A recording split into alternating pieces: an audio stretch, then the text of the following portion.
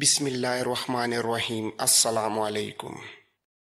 جاسوسوں کو یہ کام دیں کہ تمام علاقوں میں گھومتے پھرتے رہیں اور ایوبی کے جاسوسوں کو پکڑیں۔ جب مسلمان فوجیں حملے کے لیے کوچ کریں تو جاسوس اور چھاپہ مار دور دور تک بکھر جائیں۔ جہاں کوئی مشکوک آدمی ادھر ادھر جاتا نظر آئے تو اسے پکڑ لیں، مسافروں کو بھی روک لیں۔ مقصد یہ ہے کہ ایوبی کو حملے کی خبر اس وقت ہو جب اس کے مسلمان بھائیوں کے گھوڑے اس کے خیمگاہ میں داخل ہو کر اس کی فوج کا کشت و خون شروع کر دیں۔ ایک اور کمانڈر نے کہا، یہ اطلاع بھی ملی ہے کہ صلاح الدین ایوبی ان علاقوں سے جو اس کے قبضے میں ہیں فوج کے لیے بھرتی کر رہا ہے اور لوگ بھرتی ہو رہے ہیں۔ یہ سلسلہ رکنا چاہیے۔ اس کا ایک طریقہ تو یہ ہے کہ جو ہم پہلے ہی اختیار کر رہے ہیں کہ اس پر جلدی حملہ کرایا جائے تاکہ اسے تیاری کی مہلت نہ ملے۔ دوسرا طریقہ یہ ہے کہ ان علاقوں میں اخلاقی تخریب کاری کی وہی مہم چلائی جائے جو ہم نے مصر میں چلائی تھی۔ یہ صحیح ہے کہ ہمارے بہت سے آدمی اور کئی ایک کارآمد اور قیمتی لڑکیاں پکڑی گئیں اور ماری گئی ہیں، لیکن یہ قربانی تو دینی ہی پڑے گی۔ ہم بھی تو مرتے ہیں۔ صلیب کی خاطر ہمیں خود بھی مرنا ہے اور اپنی اولاد کو بھی مروانا ہے۔ مسلمانوں کے ذہنوں پر حملہ ضروری ہے۔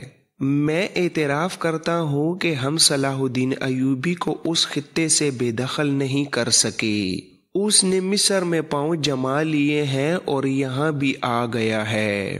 اس کی کامیابی کی ایک وجہ تو یہ ہے کہ وہ میدان جنگ کا استاد ہے، دوسری وجہ یہ ہے کہ وہ انتظامیہ کا ماہر ہے، اور تیسری بنیادی وجہ یہ ہے کہ اس نے اپنے سپاہیوں میں قومیت اور مذہب کا جنون پیدا کر رکھا ہے۔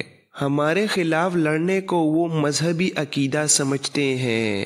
اس کا نتیجہ ہے کہ اس کے چھاپہ مار بیڑیوں کی طرح ہماری فوج پر شبخون مارتے ہیں۔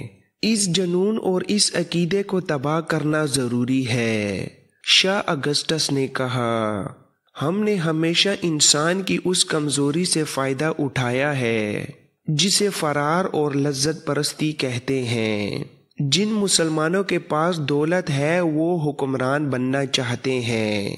ہم نے ان کی اسی کمزوری کو استعمال کیا ہے۔ ہمیں کوئی نیا طریقہ ایجاد کرنے کی ضرورت نہیں، البتہ ایک اور مہم شروع کرنی ہے۔ یہ ہے ایوبی کے خلاف نفرت کی مہم۔ اس کے خلاف انتہائی گھٹیا باتیں شروع کر دو، لیکن یہ کام تم نہیں کرو گے بلکہ مسلمانوں کی زبانیں استعمال کی جائیں گی۔ اپنے مخالفین اور دشمنوں کو بدنام کرنے کے لیے اپنے کردار اور اخلاق کی پرواہ نہیں کرنی چاہیے، اپنے مفاد کو سامنے رکھنا چاہیے۔ تمہارا دشمن حیثیت، رتبے اور شہرت کے لحاظ سے جس قدر بلند ہو اس پر اتنے ہی گھٹیا اور پست الزام عائد کرو۔ 100 میں سے 5 آدمی تو تمہاری بات مان ہی جائیں گے۔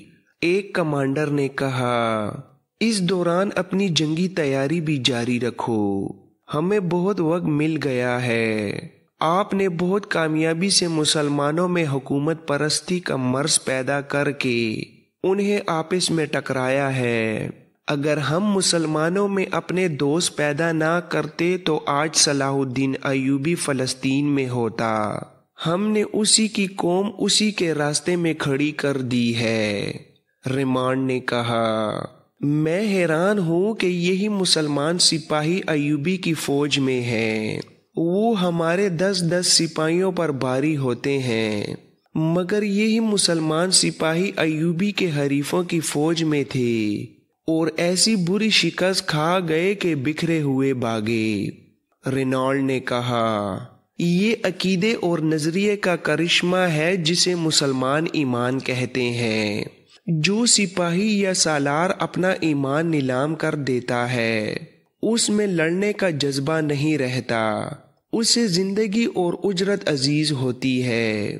اسی لیے ہم نے کردار کشی کو ضروری سمجھا ہے ان لوگوں میں جنسیت اور نشے کی عادت پیدا کرو، پھر تمہیں سپاہی اور گھوڑے مروانے کی ضرورت نہیں پڑے گی۔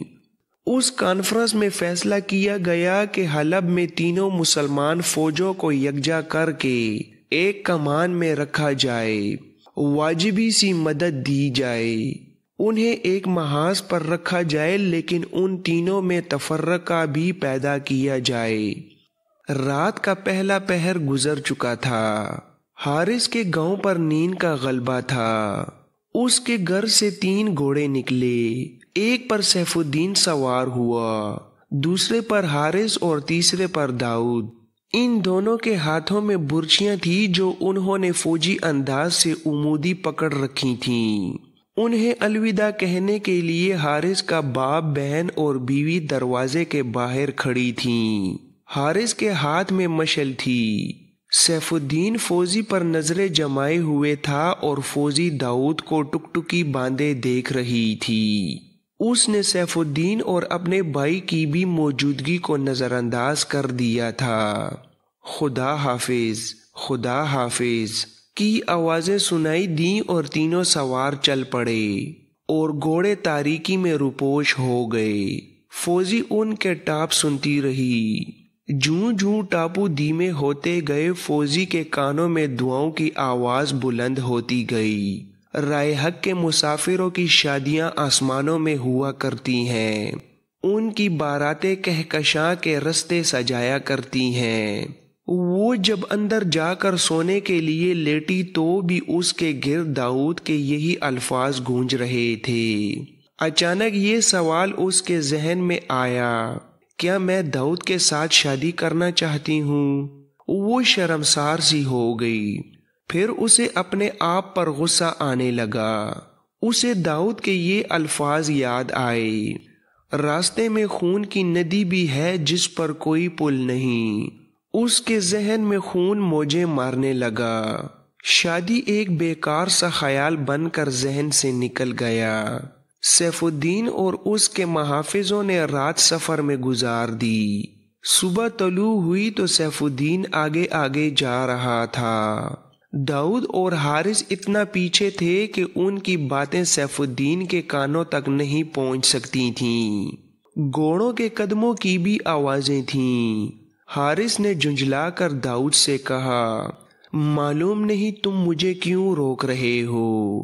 یہاں ہم اسے قتل کر کے لاش کہیں دبا دیں تو کسی کو ہم پر شک نہیں ہو سکتا۔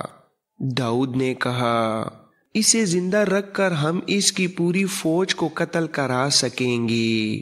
یہ مر گیا تو اس کی فوج کی کمان کوئی اور لے لے گا۔ مجھے راز معلوم کرنا ہے، تم اپنے آپ کو قابو میں رکھو۔ دوپہر سے کچھ پہلے انہیں حلب کے مینار نظر آنے لگے۔ اس سے الگ ہٹ کر المبارک کا سبزہ زار تھا، جہاں قدرتی چشمے تھے۔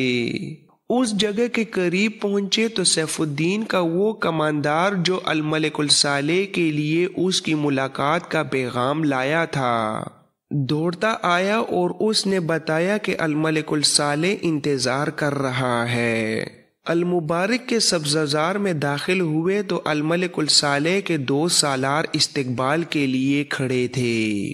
اس نے اس خواہش کا اظہار کیا کہ اس کے لیے چشمے کے کنارے خیمہ نصب کیا جائے۔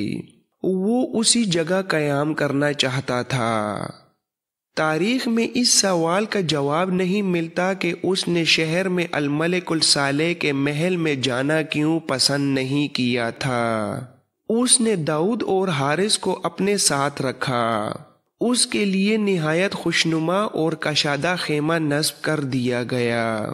ملازم بھی آ گئے اور خیمے نے وہاں محل کا منظر بنا دیا۔ الملک الصالح نے اسے قلعے میں رات کے کھانے پر مدعو کیا اور وہیں ملاقات طے ہوئی۔ شام کو سیف الدین اور الملک الصالح کی ملاقات ہوئی۔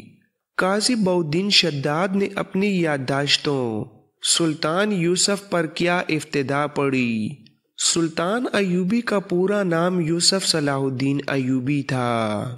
میں اس ملاقات کو ان الفاظ میں بیان کیا ہے، آخر کار الملک الصالح اور سیف الدین والی موصل کی ملاقات ہوگی۔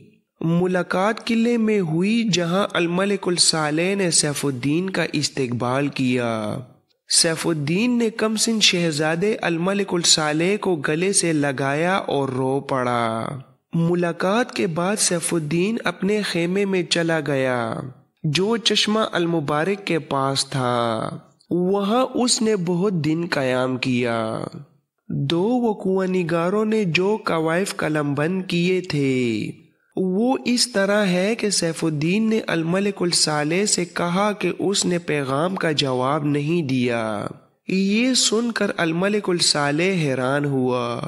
اس نے بتایا کہ دوسرے ہی دن تحریری جواب بھیج دیا تھا جس میں اس نے لکھا تھا کہ آپ فکر نہ کریں، صلح کا معاہدہ محض دھوکہ ہے جو وقت حاصل کرنے کے لیے سلطان ایوبی کو دیا گیا ہے۔ سیف الدین نے کہا، مجھے آپ کا کوئی پیغام نہیں ملا۔ میں تو اس پر پریشان تھا کہ آپ نے صلاح الدین ایوبی کے ساتھ صلح کا معاہدہ کر کے غلطی کی ہے اور ہمیں دھوکہ دیا ہے۔ الملک الصالح کے ساتھ اس کے 2 سالار بھی تھے۔ انہوں نے اسی وقت اس آدمی کو بلایا جسے پیغام دیا گیا تھا۔ اس نے بتایا کہ قاصد کون تھا۔ قاصد کو بلانے گئے تو معلوم ہوا کہ جس روز وہ پیغام لے کر گیا تھا اس روز کے بعد کسی کو نظر نہیں آیا۔ اس اطلاع پر بھاگ دوڑ شروع ہو گئی، پر قاصد کا کچھ پتہ نہ چلا۔ کسی کو یہ بھی علم نہیں تھا کہ وہ کہاں کا رہنے والا ہے۔ وہ کہیں اکیلا رہتا تھا۔ وہاں اس کا سامان تو پڑا تھا پر وہ خود نہیں تھا۔ یہ کسی کے وہم و گمان میں بھی نہیں تھا کہ اتنا اہم پیغام صلاح الدین ایوبی تک پہنچا دیا گیا ہے۔ یہ معاملہ الملک الصالح کے صلیبی مشیروں تک پہنچا تو انہوں نے یہ فیصلہ دیا کہ قاصد صلاح الدین ایوبی کا جاسوس تھا یا سیف الدین کی طرف جاتے ہوئے قاصد ایوبی کے جاسوسوں یا چھاپہ ماروں کے ہتھے چڑھ گیا ہو اور انہوں نے اسے قتل کر دیا ہو۔ اس کا نتیجہ یہ ہوگا کہ صلاح الدین ایوبی نے جنگی تیاریاں تیز کر دی ہوں گی۔ یہ بھی ہو سکتا ہے کہ وہ حملے میں پہل کر دے۔ اس کا یہ علاج ہے کہ تینوں فوجوں کو فوراً اکٹھا کیا جائے اور ایوبی پر حملہ کر دیا جائے۔ صلیبی یہی چاہتے تھے کہ مسلمانوں کے درمیان جنگ جاری رہے۔ ایک ہی دن موصل اور حران پیغام بھیج دیے گئے کہ افواج جس حالت میں بھی ہیں فوراً حلب پہنچیں۔ حران کے امیر گمشتگین نے کچھ پسو پیش کی لیکن سب کے درمیان بیٹھ کر وہ کھلی مخالفت نہ کر سکا۔ یہ فیصلہ بھی کیا گیا کہ تینوں افواج ایک ہائی کمانڈ کے تحت ہوں گی اور سپریم کمانڈر سیف الدین ہوگا۔ گمشتگین نے اپنی فوج شامل تو کر دی لیکن خود حلب میں رہنا پسند کیا۔ صاف ظاہر تھا کہ وہ سیف الدین کے ماتحت نہیں رہنا چاہتا۔ 2-3 دنوں میں تینوں فوجیں حلب میں جمع ہو گئیں۔ صلیبیوں نے اسلحہ اور سامان بھیج دیا تھا۔ انہوں نے مزید سامان کا وعدہ کیا اور افواج کو کوچ کرا دیا۔ حملے کا پلان عجلت میں بنایا گیا تھا۔ کوچ کو پوشیدہ رکھنے کے لیے نقل و حرکت رات کو کی گئی، دن کو پڑاؤ کرنا تھا۔ اس کے علاوہ یہ انتظام بھی کیا گیا کہ چھاپہ ماروں کی خاصی تعداد کوچ کے راستے دائیں بائیں اس ہدایت کے ساتھ پھیلا دی گئی کہ کوئی مسافر بھی نظر آئے تو اسے پکڑ کر حلب بھیج دو تاکہ فوج کا کوچ خفیہ رہے۔ کوچ سے پہلے سیف الدین نے داؤد اور حارث کو بلایا، انہیں شاباش دی اور کہا کہ انہوں نے مشکل وقت میں اس کا ساتھ دیا ہے۔ جنگ کے بعد انہیں ترقی ملے گی اور انعام بھی ملے گا۔ اس نے حارث سے کہا، تمہاری بہن کا میرے سر پر ایک قرض ہے، میں اس کے سامنے اس وقت جاؤں گا جب میں یہ قرض ادا کرنے کے قابل ہوں گا۔ حارث کو حیرت میں دیکھ کر اس نے کہا، فوزی نے کہا تھا کہ سلطان صلاح الدین ایوبی کی تلوار لے کر اور اس کے گھوڑے پر سوار ہو کر آؤ گے تو میں تمہارے ساتھ چلی جاؤں گی۔ حارث، میں اگر فاتح واپس آیا تو تمہاری بہن موصل کی ملکہ ہوگی۔ حارث نے کہا، انشاءاللہ ہم آپ کو فاتح لائیں گے۔ کیا تینوں فوجیں اکٹھی جا رہی ہیں؟ ہاں، اور میں تینوں کا سالار اعلیٰ ہوں۔ داؤد نے کہا، زندہ باد۔ اب بھاگنے کی باری صلاح الدین ایوبی کی ہے۔ داؤد اور حارث نے غلامانہ انداز سے جوشیلی باتیں کر کے اور فوجی کا نام بھی بار بار لے کر اس سے پلان کا خاکہ بھی معلوم کر لیا اور نقل و حرکت کا انداز بھی پوچھ لیا۔ سیف الدین نے کہا، تم دونوں اپنی فوج میں چلے جاؤ، میرا محافظ دستہ آ گیا ہے، میں تم دونوں کو ہمیشہ یاد رکھوں گا۔ تینوں فوجوں کا کوچ رات کو ہوا۔ داؤد اور حارث موصل کی ایک فوج کے جیش میں شامل ہو گئے تھے۔ حارث کو تو کئی سپاہی جانتے تھے کیونکہ وہ اسی فوج کا تھا۔ داؤد کے متعلق حارث نے بتایا کہ والی موصل کا بھیجا ہوا آدمی ہے۔ کوچ کی حالت میں کسی نے داؤد کے متعلق چھان بین نہ کی۔ رات کو تینوں فوجیں 3 کالموں میں چلتی رہیں۔ آدھی رات کے بعد چٹانی علاقہ آ گیا جہاں کئی جگہوں پر کالم کی ترتیب گڑبڑ ہو گئی۔ داؤد نے حارث سے کہا، یہاں سے نکلو، موقع اچھا ہے۔ رات کے اندھیرے سے فائدہ اٹھاتے ہوئے دونوں نے گھوڑے آہستہ آہستہ ایک طرف کرنے شروع کر دیے اور فوج سے دور ہٹتے گئے۔ داؤد کی اسکیم یہ تھی کہ دور جا کر گھوڑے سرپٹ دوڑا دیں گے۔ دن کو تینوں افواج پڑاؤ کریں گی۔ وہ دونوں ترکمان پہنچ جائیں گے اور صلاح الدین ایوبی کو حملے کی خبر دے دیں گے۔ اس طرح اسے حملے کی اطلاع ایک دن پہلے مل جائے گی اور وہ دشمن کے استقبال کا انتظام کر لے گا۔ داؤد کو اپنی اسکیم کی کامیابی پر مکمل اعتماد تھا، مگر اسے یہ معلوم نہیں تھا کہ ارد گرد علاقے میں چھاپہ مار اور جاسوس پھیلا دیے گئے ہیں۔ وہ دونوں دور دائیں طرف نکل گئے۔ جب دیکھا کہ فوج سے وہ بہت دور محفوظ فاصلے پر آ گئے ہیں تو انہوں نے ترکمان کا رخ کر لیا، لیکن گھوڑے دوڑائے نہیں، رفتار ذرا سی تیز کر دی۔ وہ گھوڑوں کو تھکانے سے بھی گریز کر رہے تھے کیونکہ انہیں منزل تک رکے بغیر پہنچنا تھا۔ رات گزرتی جا رہی تھی۔ صبح کا اجالا نکھرنے لگا تو داؤد گھوڑے سے اترا اور ایک ٹیلے پر چڑھ کر اس طرف دیکھنے لگا جدھر افواج جا رہی تھیں۔ اسے دور گرد کے سوا کچھ نظر نہ آیا۔ اسے اطمینان ہو گیا کہ وہ افواج سے بہت دور ہیں، مگر یہ اس کی غلطی تھی۔ اسے کوئی دیکھ رہا تھا۔ نیچے آ کر گھوڑے پر سوار ہوا اور دونوں نے گھوڑوں کی رفتار تیز کر دی۔ یہ ٹیلوں اور ریتلی چٹانوں کا علاقہ تھا۔ وہ 2 ٹیلوں کے درمیان سے گزر رہے تھے۔ آگے موڑ تھا۔ وہ موڑ پر پہنچے تو آگے سے 4 گھڑ سوار آ گئے۔ چاروں نے برچیاں ان کی طرف کر دیں اور رک گئے۔ گھڑ سوار نے رعب سے کہا، گھوڑوں سے اترو۔ داؤد نے کہا، ہم مسافر ہیں۔ گھڑ سوار نے کہا، مسافر موصل کی فوج کی وردی میں نہیں ہوا کرتے اور مسافروں کے پاس ایسے ہتھیار نہیں ہوا کرتے جو تم نے اٹھا رکھے ہیں۔ تم جو کوئی بھی ہو، تمہیں ہمارے ساتھ حلب چلنا ہوگا، ہم تمہیں چھوڑ نہیں سکتے۔ گھوڑے موڑو۔ یہ حلب کے چھاپہ مار تھے جو مشکوک آدمیوں کو پکڑ کر حلب لے جانے کے لیے تمام علاقے میں پھیلا دیے گئے تھے۔ چاروں سواروں نے ان دونوں کو گھیرے میں لے لیا۔ داؤد نے حارث سے آہستہ سے کہا، وقت آ گیا ہے بھائی۔ حارث نے اپنے گھوڑے کی لگام کو جھٹکا دیا۔ گھوڑے نے اگلی دونوں ٹانگیں اٹھا دیں۔ حارث نے ایڑی لگائی اور گھوڑے نے جست لگائی۔ حارث نے سامنے والے گھڑ سوار کے سینے میں برچھی اتار دی۔ لیکن اس کے بائیں جو سوار تھا اس کی برچھی حارث کے کندھے میں اتر گئی۔ داؤد تجربہ کار چھاپا مار تھا۔ اس نے گھوڑے کو ایڑی لگا کر وہیں سے گھمایا اور ایک اور سوار کو بے خبری میں لے لیا۔ وہ 4 تھے اور یہ 2۔ یہ جگہ گھوڑوں کی لڑائی کے لیے موزوں نہیں تھی، دونوں طرف ٹیلے تھے۔ تھوڑی دیر گھوڑے کودتے پھلانگتے رہے، برچھیاں ٹکراتی رہیں۔ حارث گھوڑے سے گر پڑا۔ داؤد کو بھی زخم آئے تھے جن میں 2-3 گہرے تھے، لیکن اس نے ہوش ٹھکانے رکھی۔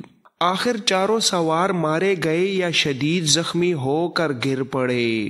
داؤد بھی شدید زخمی تھا۔ اس نے دیکھا کہ معرکہ ختم ہو گیا ہے تو اس نے حارث کے گاؤں کا رخ کر لیا۔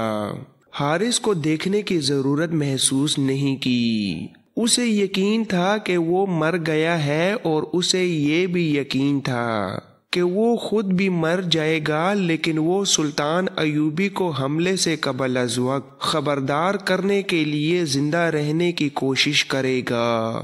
اس کا خون اتنا زیادہ بہہ گیا تھا کہ اس کی زین اور گھوڑے کی پیٹھ بھی لال ہو گئی تھی۔ اس نے اندازہ کر لیا تھا کہ ترکمان دور ہے اور حارث کا گاؤں قدرے کم دور۔ اس کی نظر حارث کے باپ پر تھی۔ اسے امید تھی کہ وہ زندہ پہنچ گیا تو بوڑھے سے کہے گا کہ اپنے شہید بیٹے کی روح کی تسکین کے لیے ترکمان پہنچو اور سلطان ایوبی کو خبردار کر دو۔